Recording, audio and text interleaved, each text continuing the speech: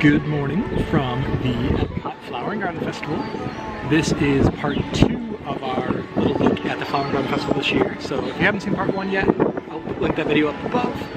But we are starting this part of the video at the Trowel and Trellis booth, a sleeve booth that is sponsored by Impossible. It's here year after year, and this was one of my favorite food items last year. So had to get it again this year so you could try it. I've never had it. Yes. So this is the boneless Impossible Korean short rib with cilantro lime rice, danmuji slaw, and kimchi mayonnaise.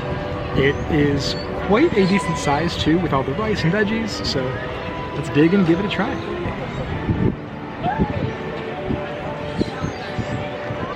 So what are your thoughts? The texture is wild. Yeah. For it being an Impossible meat, it is very good. We're not vegetarian, so not used to trying Impossible meat, but I love the flavor of this. Kind of like a soy teriyaki style. I like the kimchi mayo as well. I didn't get any mayo in my bite. Try some of the mayo. It has a bit of a kick to the mayo too, but I just think overall this is a very solid dish, well-rounded, decent size, good price. So I still love it. It's still gonna be. I think this one will be one of the dishes that's hard to beat for me this year, just because it was last year as well for me. But I don't think I ever showed it last year. So yeah. He came with one of our vegetarian friends. Yes. So had it with him. He tried it and said it was really good, so I got my own and loved it. So glad it's back, and I hope it stays here year after year, but definitely recommend checking out the boneless Impossible Korean short rib at Trowel and Trellis. And as we're eating, we also have Minnie Mouse over here waving to guests and saying hey, so very cute. And near the Mexico Pavilion, we have the three caballeros, Jose, Panchito, and Donald.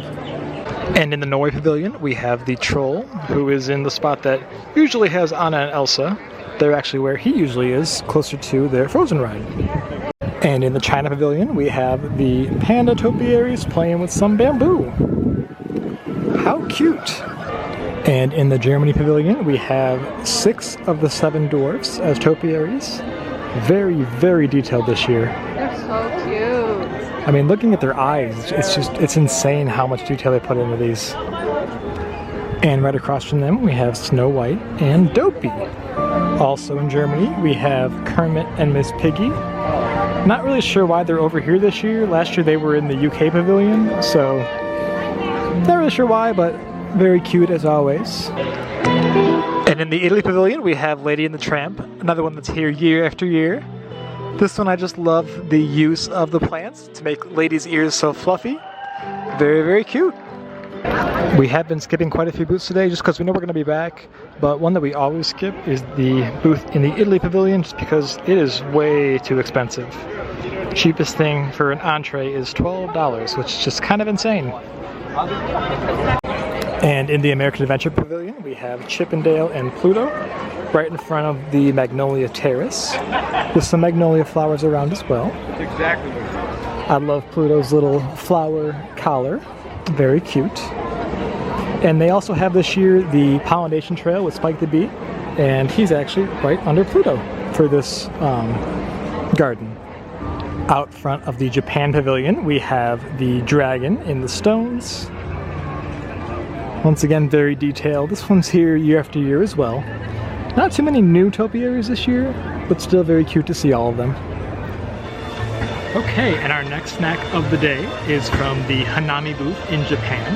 We have the chicken yakitori, which is grilled chicken with scallions, red pepper shoyu emulsion, and pickled onions. So this looks very good. Let's give it a try.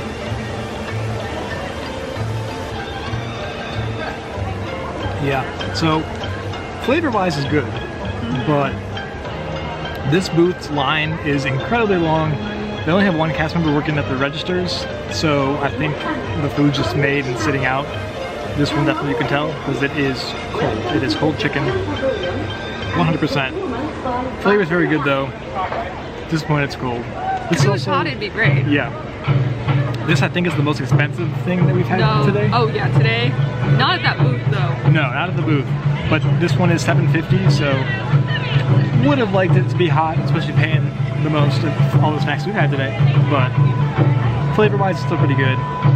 We'll still eat it. Yeah, still eat it. Would recommend getting it if it was hot. The pickled vegetables are intense. I like the red pepper shoyu thing. Oh. They're strong. Very strong onion. And the drummer started. Yes. So we'll eat our cold chicken. Yeah. Finish eating and see you at the next booth. Okay, and next up from the Morocco Pavilion, we have the Tangerine Cafe. And this one I'm very excited for is the Mediterranean flatbread. Now, we had this one, a similar version last year and loved it. So this one's a little bit different. Want to give it a try. This has za'atar, whatever that is, artichokes, olives, mozzarella, and feta cheese. Looks very good, so I'm excited to give it a try. Very, very good. Very heavy on the veggies. Za'atar must be like some sort of like pepper? Bell pepper? Not too sure. But basically there's peppers and artichokes and olives on it. So overall, very good flavors, very fresh. Yeah. I like it. I'm gonna keep eating it. Yeah, this is, highly recommend this one. I don't remember how much it was, but the price will be down below, as per usual. But yeah, this one was pretty good. I would definitely get this again. We'll finish this up and check in with you at the next booth. Another new addition to this festival is the Vibrante and Verde and Encanto Garden.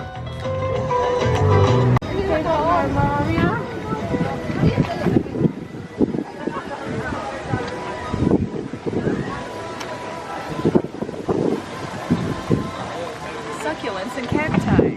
Oh my.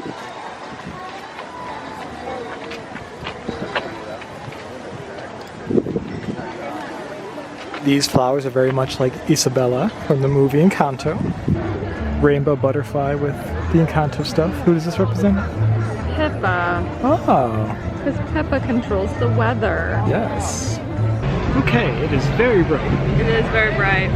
But we have, for our last booth of the day, from Isla Fresca, Isla Fresca, we have the arepa topped with shrimp, crushed avocado, ají or ahi, and tomato sauce. I butchered that completely, but this is where the Encanto booth was for Festival of the Arts, and it's actually the Encanto Garden, this festival between Morocco and France. It's basically the Encanto booth. Basically, yes. Unofficially the Encanto booth. And they have only arepas this festival, so one that's plain, one with shrimp, and one with chorizo. So we tried to go with the shrimp. So let's dig in and give it a try. The arepa's pretty good. The sauce is more like a sweeter tomato sauce, almost like a marinara. I don't want to say marinara, but it's more similar to that than like salsa. So that was interesting. It does have a kick to it. It's like I'll try one of the shrimps.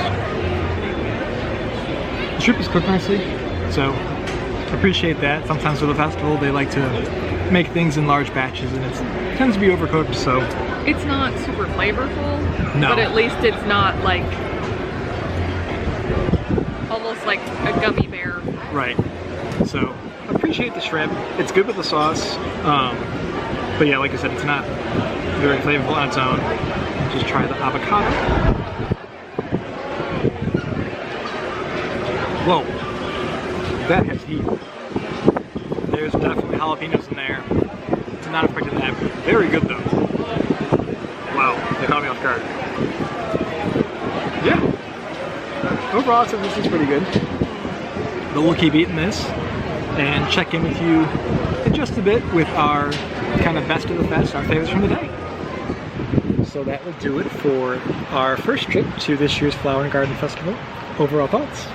I love the Flower and Garden Festival. I thought this year was lacking a bit as far as the food booths, but I always love to see the topiaries, and it really seems like they're stepping up their game with the topiaries. They're looking more and more realistic. That does kind of make me question if they're all or all aspects of the topiaries actually plants. Right. But I will put my faith in Disney and just go, wow, they're getting better and better every year. Yeah. Very happy to see the advancements with the topiaries.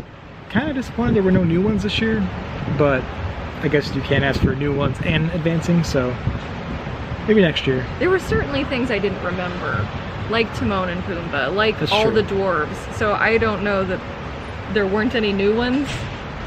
Maybe I can't not. remember. We'd have to double check that. Yeah. But as far as the food goes, yeah, I think overall not the greatest that we've had in previous festivals. Starting with our desserts, since we only had 2. I would not get the grapefruit tart again. I would recommend the goat cheese pop that we had if you want to try something unique and different.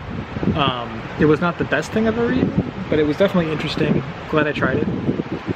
But My thing with the desserts is you're at Epcot. There are desserts in every country around the World Showcase. You could find something better than both of the things we had today. yes, definitely. And we plan to try some more sweet things on our next trip, for sure. So stay tuned for that.